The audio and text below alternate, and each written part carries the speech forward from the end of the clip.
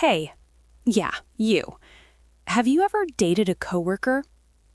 If you answered yes, you know that little thrill, right?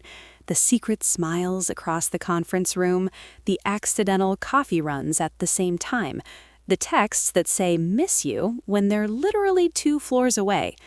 It's exciting, intoxicating even. Now let me ask you another question. Have you ever dated two coworkers at the same time? Yeah, I did that. And before you click away thinking I'm some terrible person, you're right, I am. Or at least, I was. But I didn't start out that way.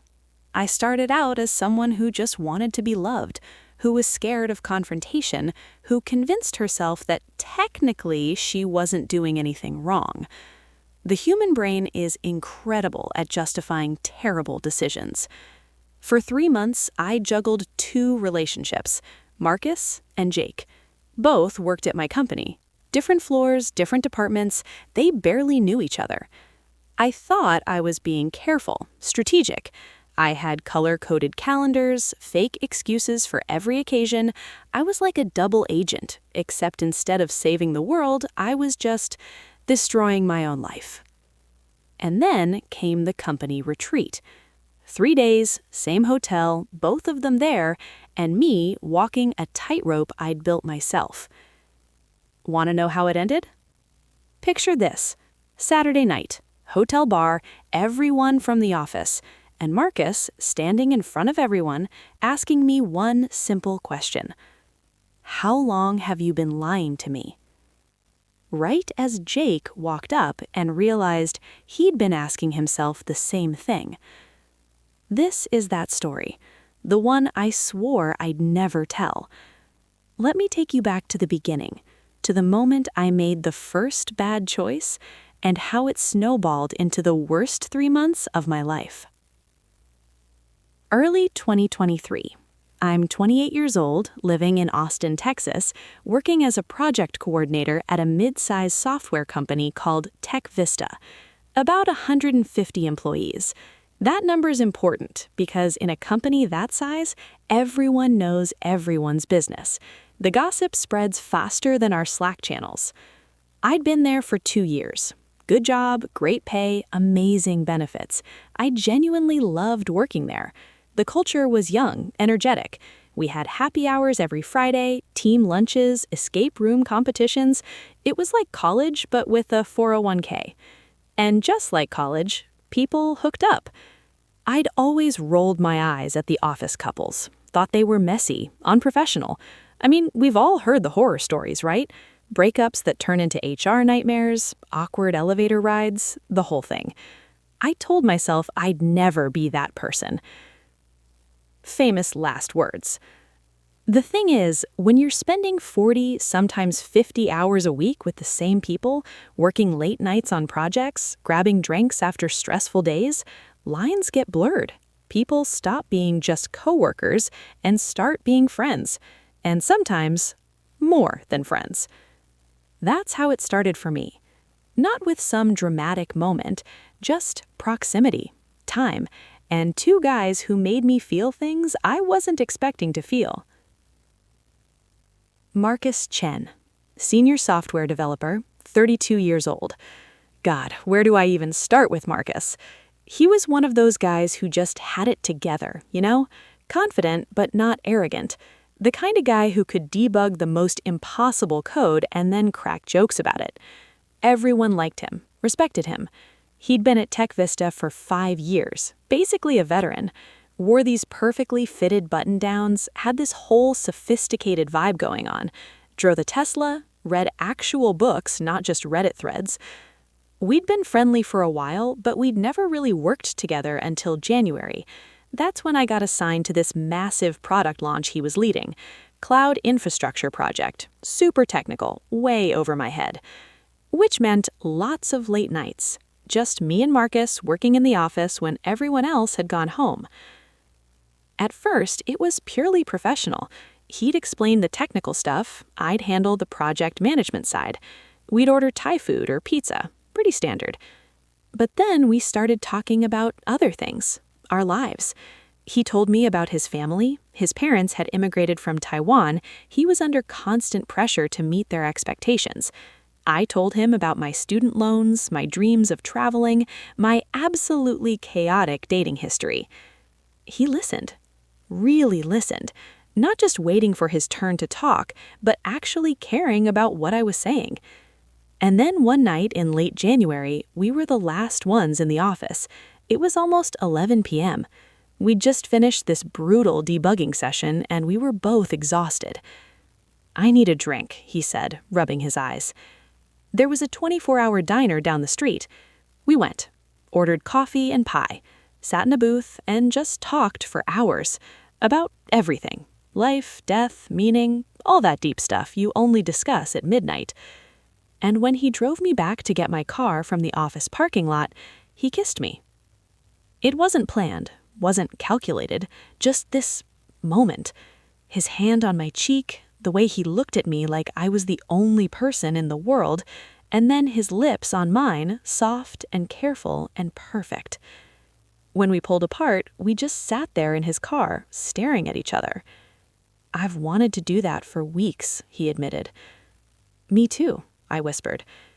That should have been the moment where we talked about it, set boundaries, figured out what this meant for work. But we didn't. We just started seeing each other. Secretly, of course. We told ourselves we were being responsible, professional. No one at work could know. Not yet. We needed to figure out what this was first. So we'd meet at his apartment on weekends, text constantly but never anything too obvious. At work, we were perfectly cordial, friendly but not too friendly.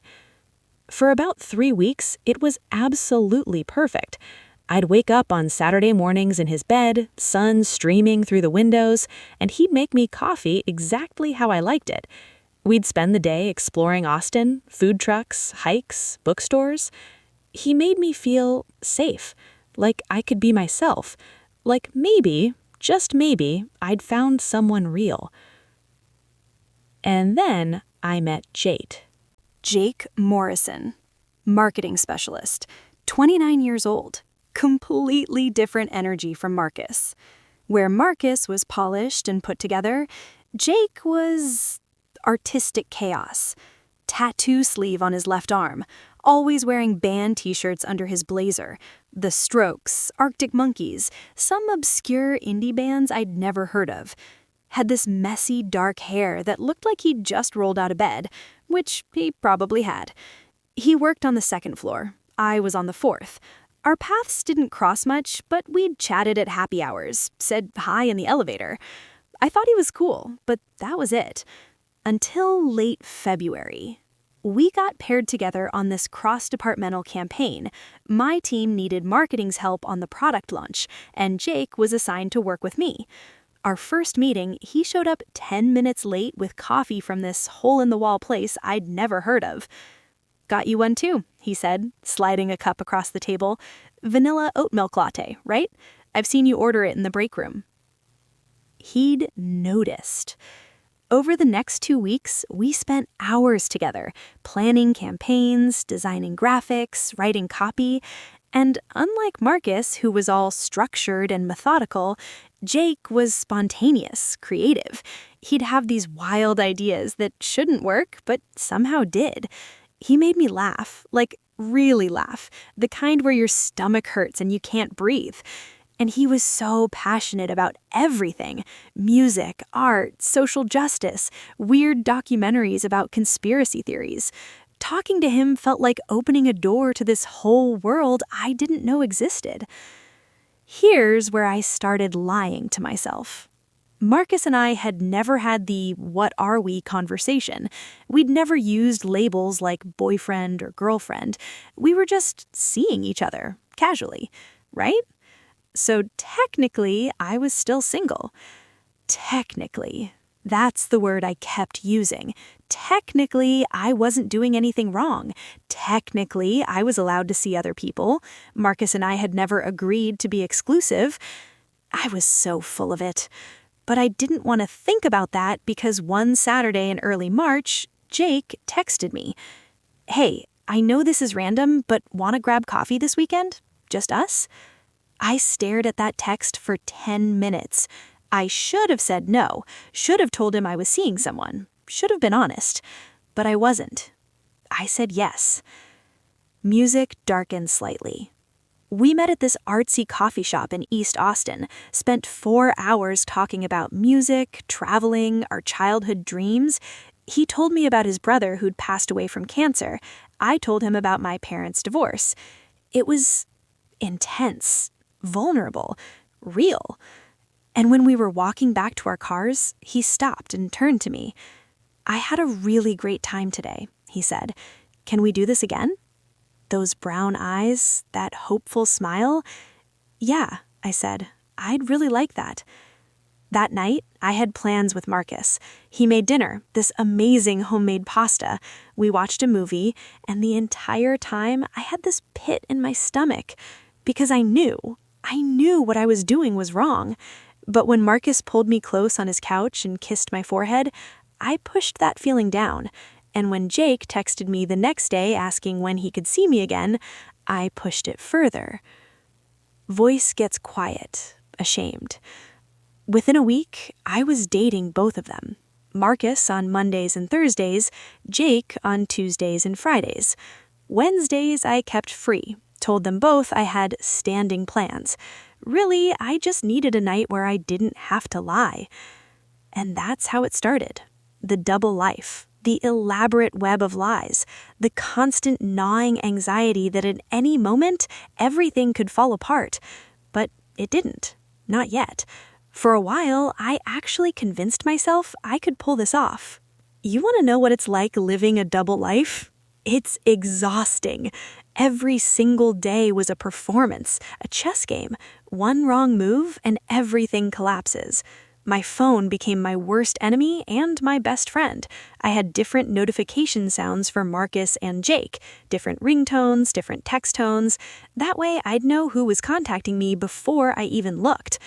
I created separate Google calendars, color-coded, blue for Marcus, green for Jake, red for danger zones, times when I knew they'd both be in the same place. I studied the office floor plans like I was planning a heist. Marcus worked on the 3rd floor in the developer pod. Jake worked on the 2nd floor in the marketing suite. I was on the 4th. As long as I avoided the 2nd and 3rd floor break rooms, I was usually safe. Almost proud, then catching herself, I became an expert at reading the shared office calendar. I knew when Marcus had meetings, when Jake was out visiting clients. I planned my coffee breaks, my lunch hours, even my bathroom trips around their schedules. Monday and Thursday evenings, Marcus. We'd go to nice restaurants. He loved trying new cuisines. We'd talk about philosophy, books, our future goals. He was the kind of guy who planned things, talked about where we might travel someday, what kind of house he wanted to buy. It felt serious, adult, like a real relationship. Tuesday and Friday evenings, Jake. We'd go to dive bars with live music, food trucks, late-night taco stands. He was spontaneous. We'd decide on a whim to drive to some town an hour away just because he heard they had good barbecue. With Jake, everything felt like an adventure. And I loved them both. Differently, but genuinely. That's what made it so messed up. This wasn't some shallow thing. I actually cared about both of them. They made me happy in different ways. Marcus made me feel stable, secure, like I could build a life. Jake made me feel alive, free, like I could be spontaneous and weird. I told myself I was just keeping my options open, figuring out what I wanted, that eventually I'd choose. But weeks turned into a month, and I still couldn't decide. So I just kept lying. There were so many close calls, too many. Like the time in mid-March when Marcus surprised me with lunch at my desk, just showed up with sushi from my favorite place. "Thought you might be hungry," he said with this sweet smile. Meanwhile, I had Jake's good morning text still open on my computer screen. "Last night was amazing, can't stop thinking about you." I literally had to slam my laptop shut and pretend it died. "Battery," I stammered. "It's always dying, so frustrating." Marcus didn't seem to notice, but my heart was pounding so hard I thought I'd pass out. Slightly faster pace. Or the time Jake suggested we grab drinks after work on a Thursday. A Thursday? My Marcus day. I can't, I said quickly. I have a dentist appointment. At 6 p.m.? Jake raised an eyebrow. Emergency filling, I practically shouted. My tooth has been killing me all day. I should probably go to the dentist now, actually. Bye. I literally ran away from him. Then there was the coffee shop incident. I was meeting Jake on a Saturday morning, his idea, some trendy place downtown. We're sitting there, laughing about something, and I look up, and Marcus is walking in. My soul left my body. I grabbed Jake's arm. Bathroom, I need the bathroom, now. Are you okay? Stomach thing. Be right back. I sprinted to the bathroom and hid in a stall for 20 minutes, frantically texting my friend Sarah. Sarah, Marcus is here. What do I do? You could try being honest, she texted back. Not helpful. Then climb out the bathroom window. There was no window. I waited until I saw Marcus leave. I was peeking through the bathroom door like an absolute creep, then came back to Jake. You were in there for like half an hour, he said, concerned. Are you sure you're okay? Stomach bug, I lied. I should probably go home, actually. The guilt on his face killed me. Oh no, I'm sorry. Let me drive you. No, it's fine. I'll be fine. I'll text you later. Do you see what I mean? Constant chaos. Every single day was like this, a minefield of potential disasters. And the worst part? I was getting good at it. The lies came easier. The excuses flowed naturally. I was becoming someone I didn't recognize. Voice drops. But the absolute worst close call was Valentine's Day. The most romantic day of the year. Both Marcus and Jake wanted to take me out. Marcus texted me in early February, I'm making reservations at Uchi, Valentine's Day. You, me, and the best sushi in Austin. 2 days later, Jake texted me, so I know Valentine's is kind of cheesy, but I got us tickets to see the Postal Service. They're playing downtown. What do you say? I stared at both messages. I couldn't do both. There was no way. They were both expecting me the same night. So, you know what I did? I canceled on both of them. Told Marcus my grandmother was in the hospital. Told Jake I had to work late on an emergency project that just came up. And on Valentine's Day, I sat alone in my apartment, eating Chinese takeout straight from the container, crying my eyes out while watching The Bachelor. Marcus sent me flowers the next day. Hope your grandmother's okay. Thinking of you. Jake sent me a playlist. For when work stress gets too much, these songs always help me. They were both so good to me, so thoughtful, so kind. And I was lying to their faces. That should have been my wake-up call. The universe basically screaming at me, this is not sustainable. But I didn't listen.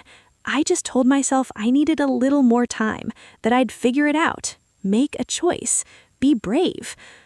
I was such a coward. By April, I was falling apart. I couldn't sleep. I'd lie in bed at night, staring at the ceiling, running through worst-case scenarios in my head. What if they find out? What if someone sees us? What if they'd talk to each other? I started losing weight because anxiety killed my appetite. My work performance tanked. I missed deadlines, zoned out in meetings, forgot important details. My boss actually pulled me aside. Hey, is everything okay? You seem off lately. Just stressed, I said. Big project. I'm fine. I was not fine. The only person who knew the truth was my best friend Sarah, and she was not supportive.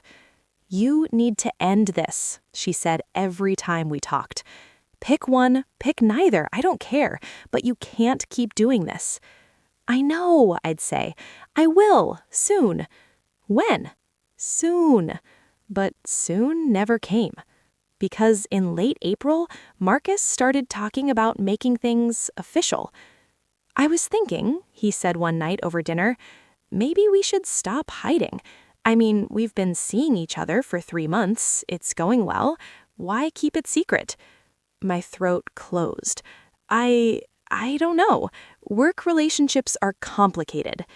We're adults, he countered. We're not doing anything wrong. I just want to be able to hold your hand in public, you know? Maybe tell a few friends. Can we just wait a little longer? I begged. He looked hurt. Why? Are you embarrassed of me? No, God, no. I need more time. He didn't push it, but I could see the doubt in his eyes. 2 days later, Jake asked me to be his +1 to his brother's wedding in June. Meet the family. The whole family.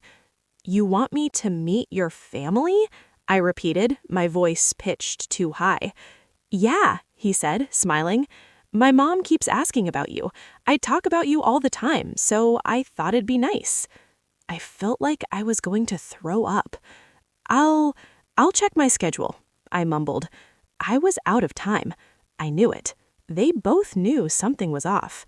And then the company announced the annual retreat. 3 days, all employees, mandatory.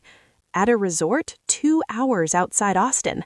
Marcus was going, Jake was going, and I was completely and utterly screwed.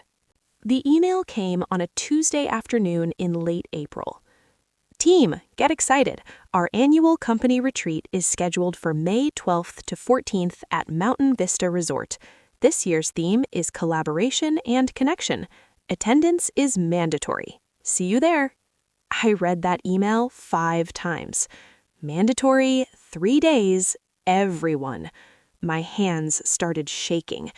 I immediately checked who was going, pulled up the attendance list. Marcus Chen, confirmed. Jake Morrison, confirmed. Oh God, oh God, oh God, oh God. I called in sick the next day, told my boss I had food poisoning. She was sympathetic.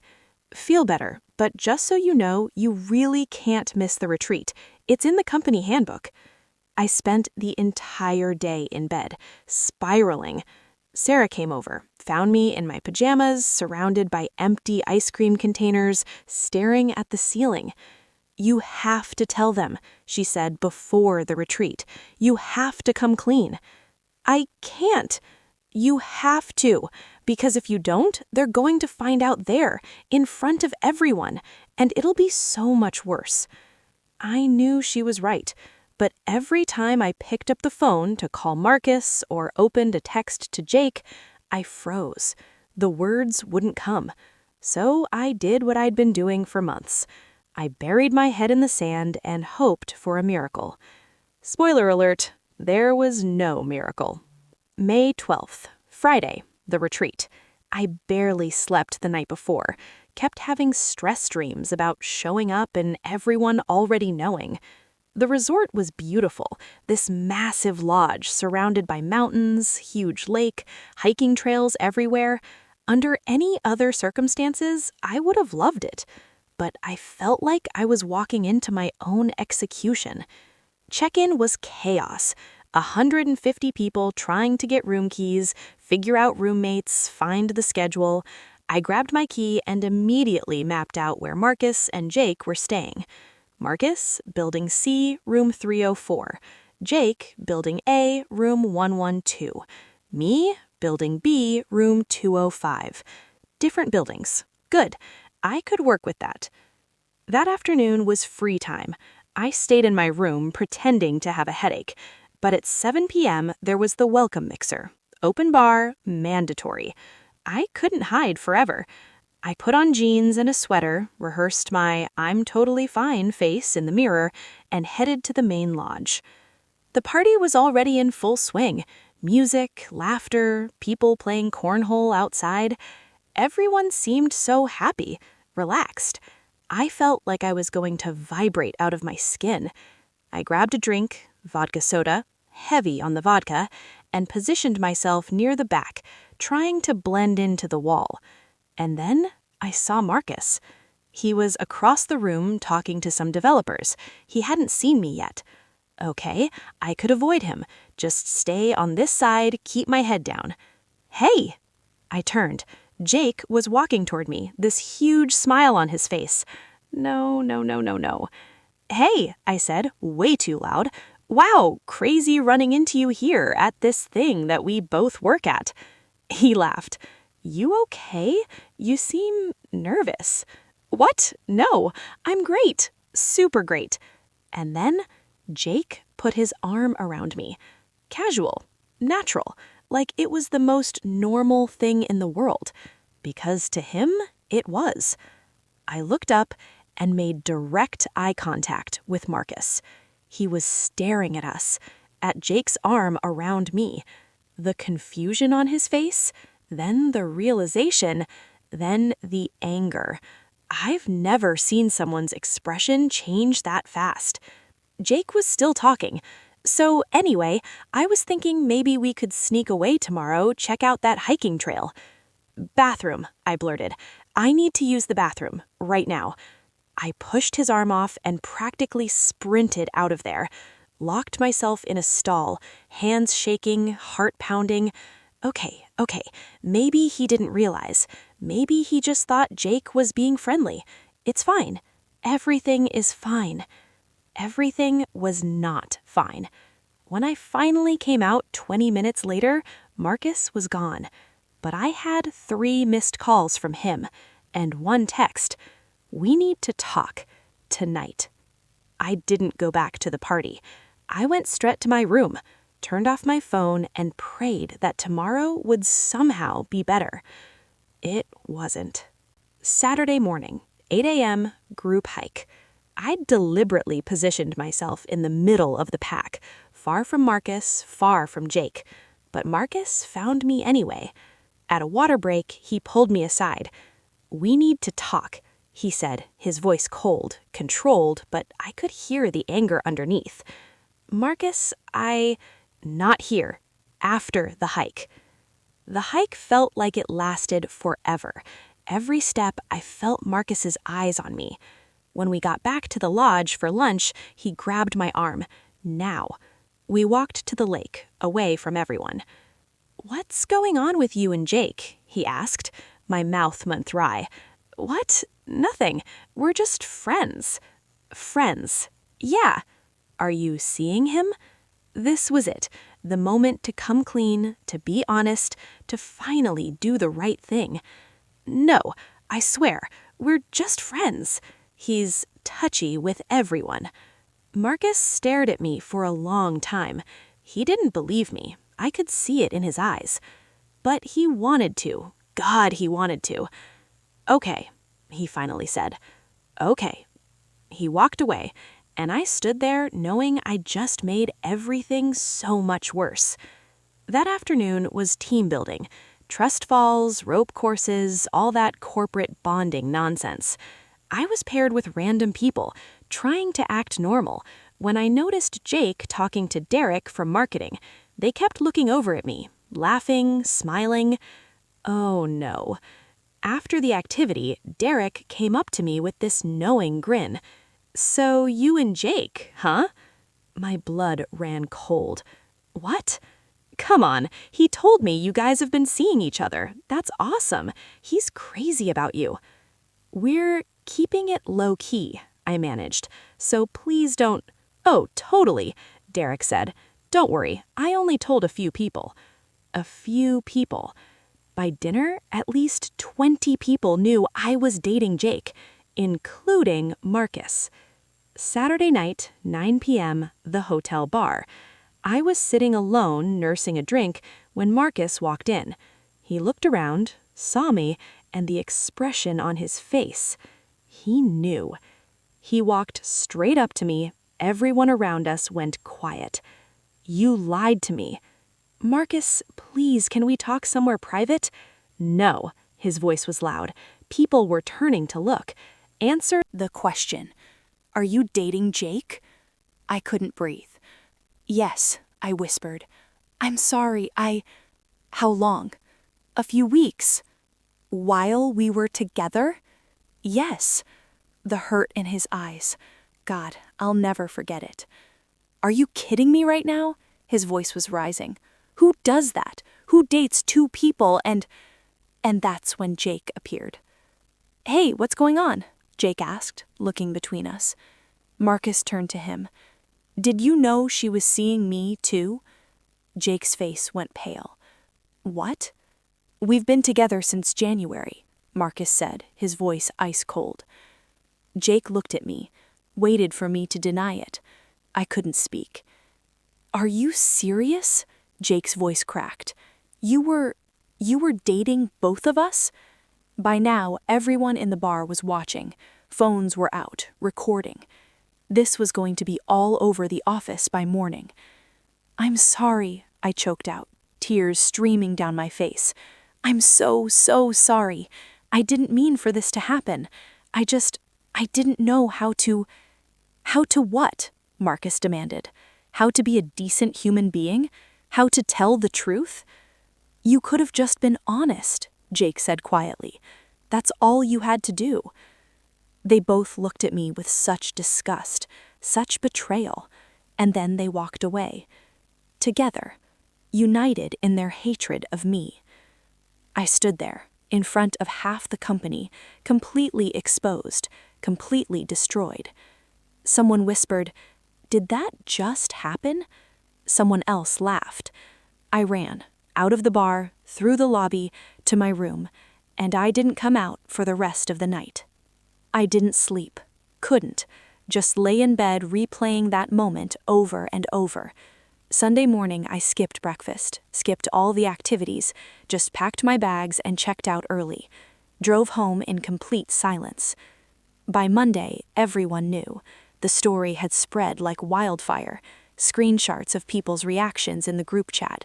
Someone had filmed the confrontation. I was a meme, a joke, a cautionary tale. When I walked into the office Monday morning, the whispers started immediately. That's her. Can you believe she... 2 guys at the same time?